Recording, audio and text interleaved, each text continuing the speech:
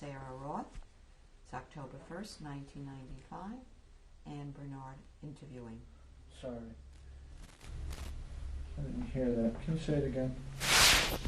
It's October 1st. It's tape 2. Oh, okay, stand by. No. Slate, please. Tape 2. Survivor Sarah Roth, October 1st, 1995, and Bernard interviewing.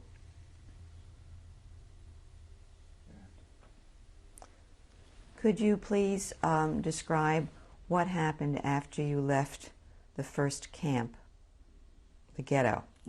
Mm-hmm. So the first thing, they packed us like sardines in a train. We went 3 days and 3 nights practically without air, without food, till we arrived in Auschwitz. What happened on the train? I mean, nothing happened. Everybody was squeezed in. It was like Orthodox Jews laying near a girl. It was horrible for them. It was very embarrassing, but you couldn't lay down. You were just in sitting position. If you lay down on somebody's lap. It's terrible. Did you have food? I don't know how we survived. I don't know. But they throw us a piece of bread or a little water. I don't know. Can you recall the toilet facilities you had? You had to do it over there, right on a patio, on a can or something like that. They didn't allow us to go down. How many people went all together? In one wagon, it was 50 or 60. Mm. Were most of your family with you in the same car? Yes, yeah. As a matter of fact, like I said, my husband told me that his family was also in the same wagon as we were. Yeah. How did the children react on the train? They cried, and it wasn't easy with them. They were hungry, like children react when they're hungry. Did you see anything that was in any way upsetting to you on the train? I don't know. I think we were too dumb to. We're hoping something is going to come good. The outcome will be good.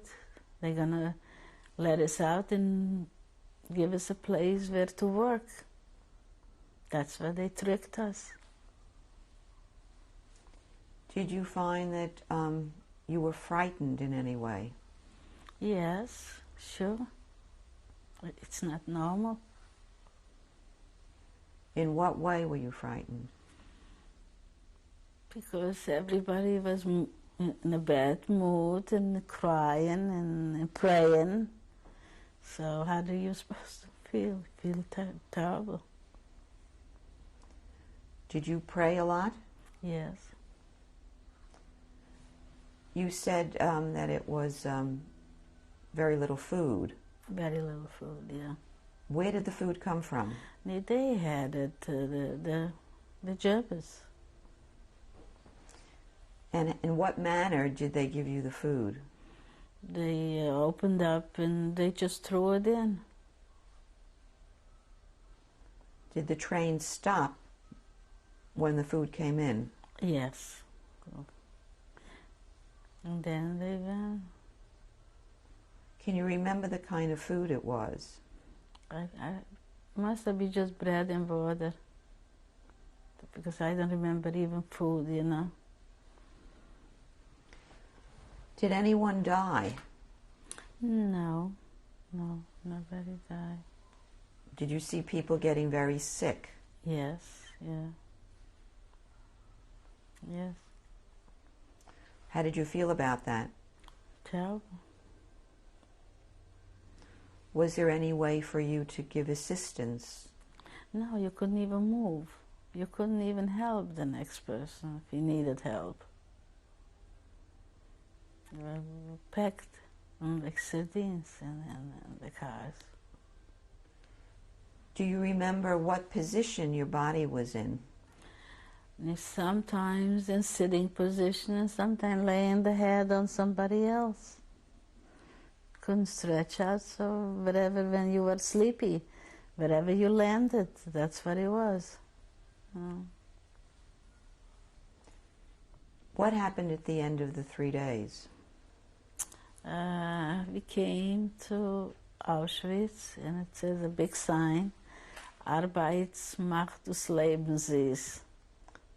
The work makes work sweet. And we saw some people in there standing and working so that we shouldn't get scared what's coming, you know. So they showed people, and then fast to go down. And they said left and right. And who knew where you go? So they took my two sisters and me, my mother and the other sister went with all the children to left, all right. Who said this to you? The Germans. They had German soldiers with dogs there standing by, and we had to run very fast down the train. And then they divided us. Then they took us to, they used to call it Lager 1, Lager 2, or, you know, we went, or A. And then later they took us to Schau. Okay, go ahead. Could you tell us the names of the sisters that were divided? Who went with you? The sister is Dora. And, their names? Yeah, Dora and Chaya, Malka, you know. That we were together in Auschwitz. And your mother went with who? With my older sister, with the children. What was her name? Frida. And do you remember the names of the children? Only one I remember, Rosa. She could have remained alive, but she was holding on to the skirt of the mother, and then they just say, go. Can you give us the approximate age of the children? The oldest was, I think, 15, and then so on, you know. So when you were separated, did you know where your mother and your sister and the children were going? No. Did you hear anyone talking about where they were going? Yeah, when we were already in our place there, and we used to, it was a Czech girl that used to watch over us, so we were mad at her because she wanted to just ship us out, because she said this is the only way that you survive. And so we said, but we want to see our mothers. She said they flew already a long time out of the chimney. And luckily she really did. She succeeded, that she shipped us out in a month.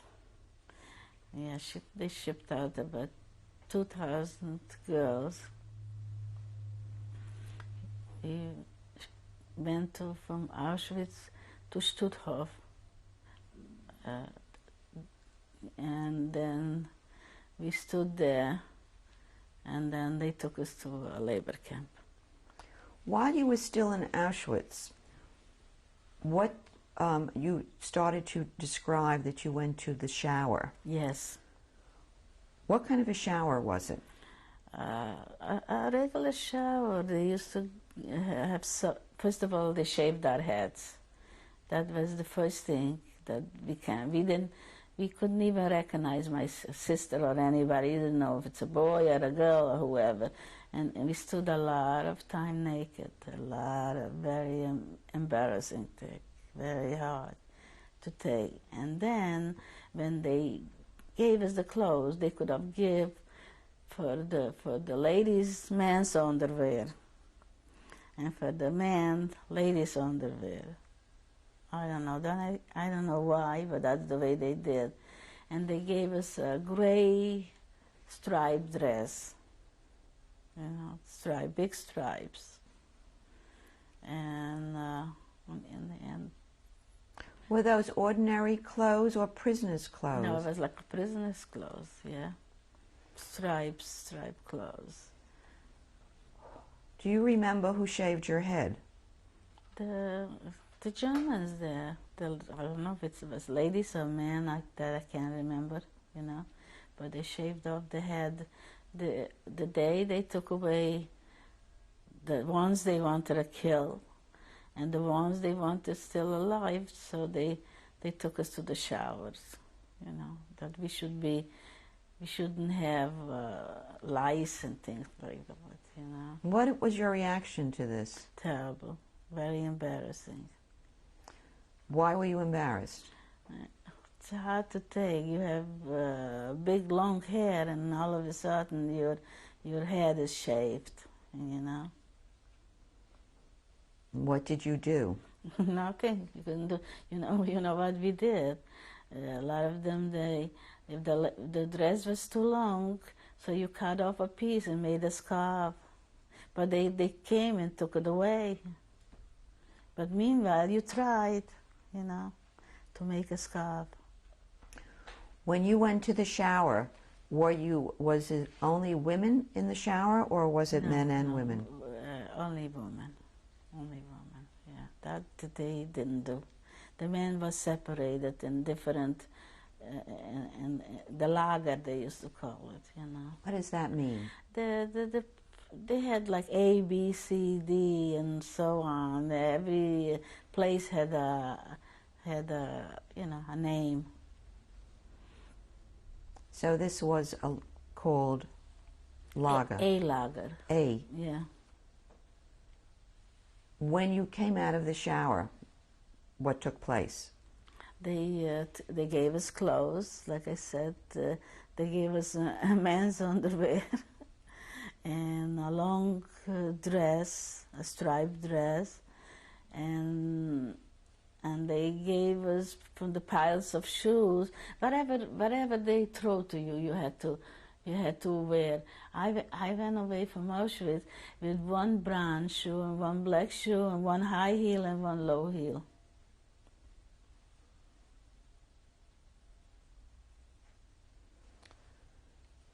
When you were fully dressed, where did you go? Now they took us back to that A lager. Can you describe what that was? It was bunks, and just a platform, wood. And we, 15, 16 girls slept on that platform with one blanket, no pillow, no nothing. Nothing underneath, nothing. What time of year was this? That was still in 44. In which month? We came there on Shavuos, so I think we must have left there in June, so it must have been sometime, because we were 4 weeks there, must have been June. How did you feel about sleeping with all of these people? You had no choice. There was no choice, Did you become friendly with them? Most of the time we had to, 5 o'clock in the morning, we had to stay in 5 in a line, and we were 3 sisters, and I have to look for, should have 2 more. I was always the organizer, and that we should be 5, because if you were 4, they took you away right away. Mengele came. We saw Mengele in Auschwitz twice a day. He came and he counted, and sometimes, we used to find from the kitchen a beads.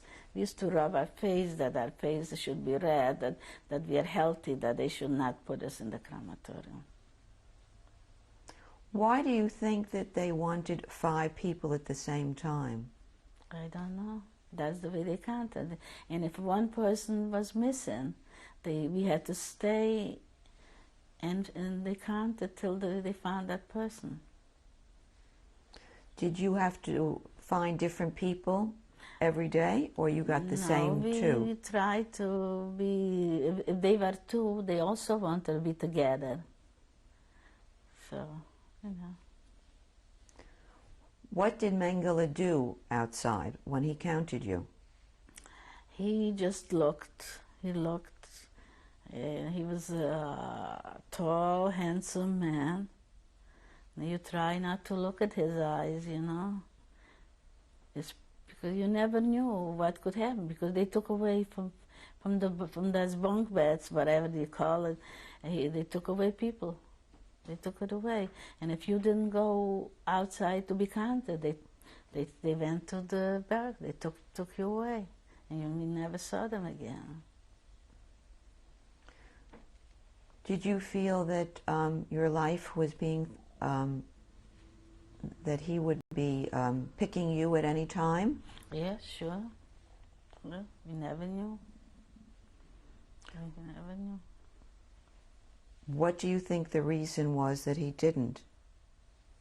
Just plain luck. Just plain luck. When they were picking us already out to go, my sister, my older sister, if she had a little, it was itching her, she scratched so that blood was running. So when they started to take us away to a war camp, he kept her, but somehow they let her out. I don't know, you know. How long did he keep her?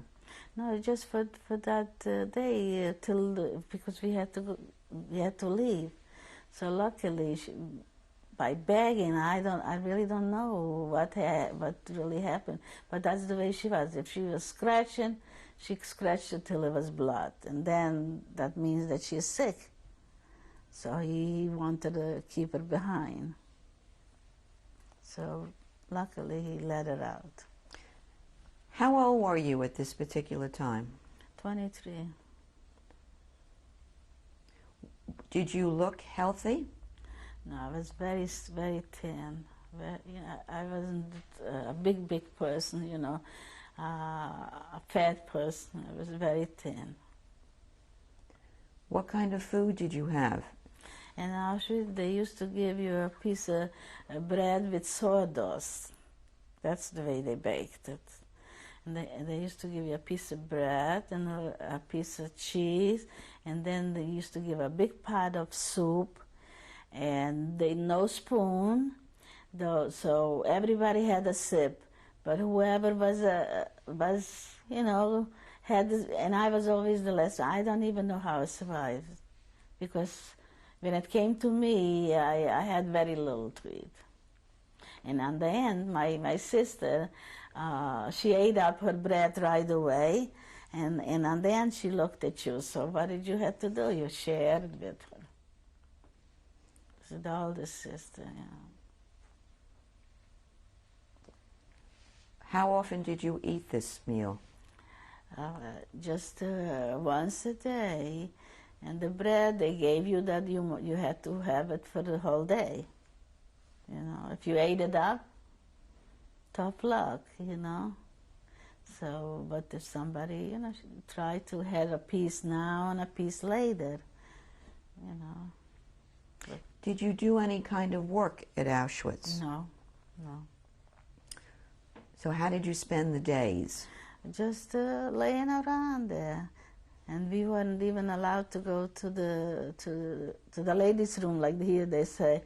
Only when we were allowed to go. It was very, very hard to do that. Could you describe that? You couldn't go. You weren't allowed. So you had to hold till you were allowed that you could go. And when were you allowed to go? Whenever they decided.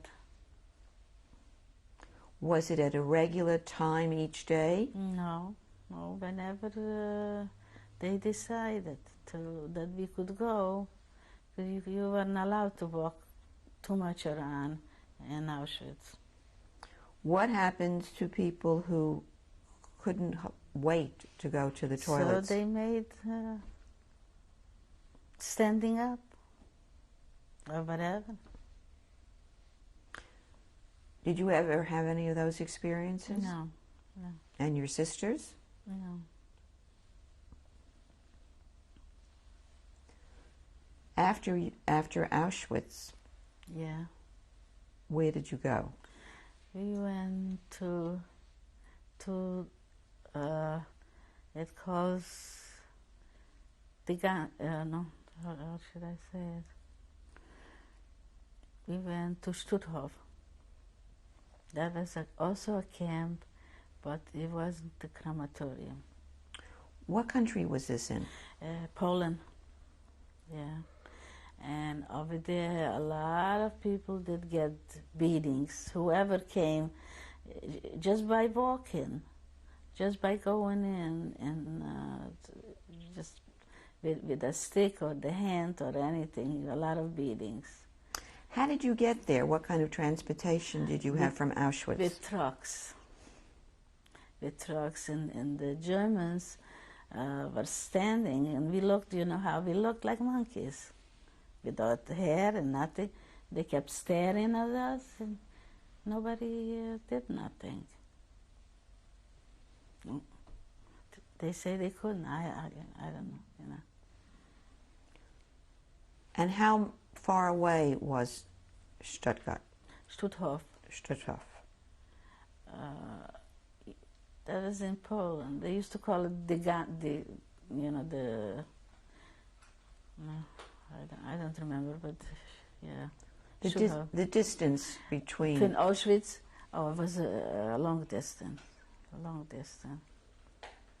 Was it a whole day's ride, or was it overnight? A whole days, and the next day it's overnight. Yeah. So where did you stay overnight when you were en route? On the train, on the trucks. On the trucks. Yes. You slept in the trucks. Yeah, I mean, they were riding, you know. And what was this camp like? Over there was just a pass-through. They didn't hold the people too long. They came people to go to work, and from there they saw them where to go. So it wasn't that you stood there. So how long were you there?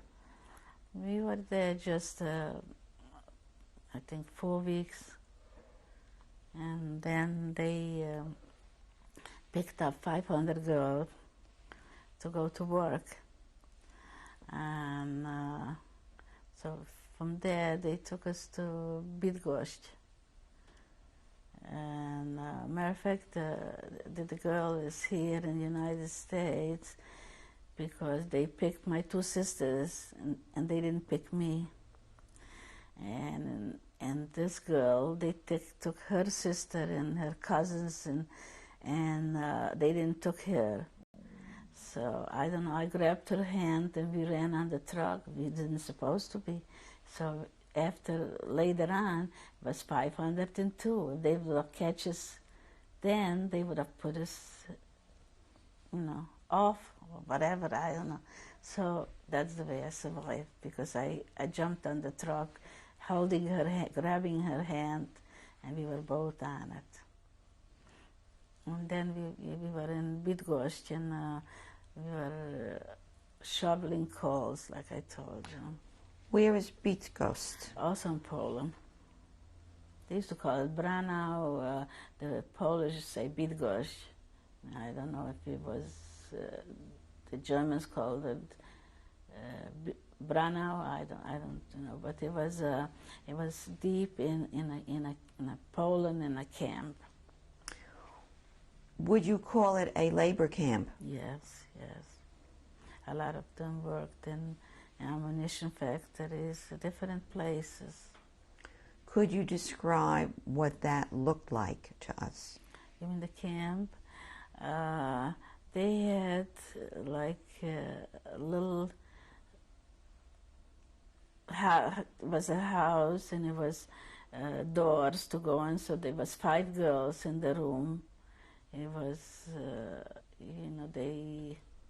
everybody had their own, to sleep, and we had showers there, and I mean that's supposed to be, as other people describe, that they had it was, I don't know.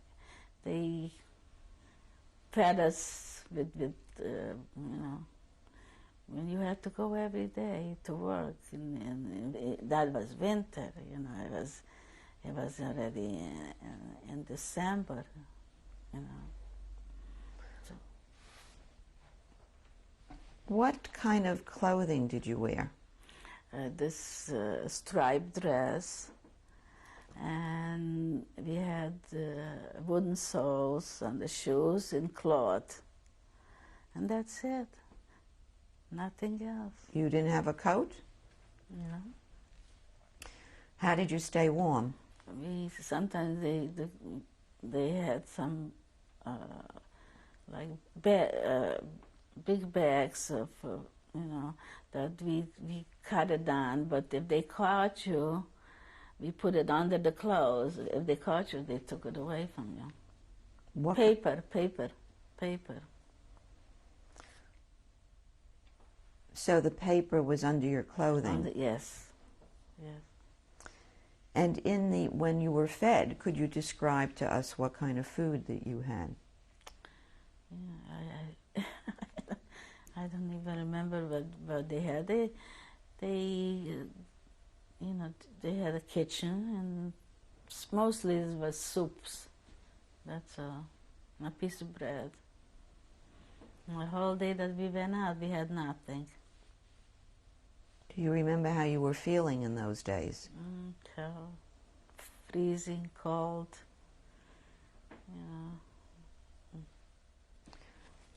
Did you ever get sick? No, thank God. Yes, I was sick. I had on my legs. I had big boils, and you could see the marks on my feet. That they, we had no medication, so that they just broke and healed by itself. But I have marks. Where do you think that came from? Lack of vitamins. And they gave us something in the food that we had our periods. We didn't have it. No. What do you think that was? Because they, you couldn't. They could not deal with us. It's a terrible thing. If you don't have nothing, to put on yourself, it's very, very hard. How long did you have the boils? The boils for a couple of months.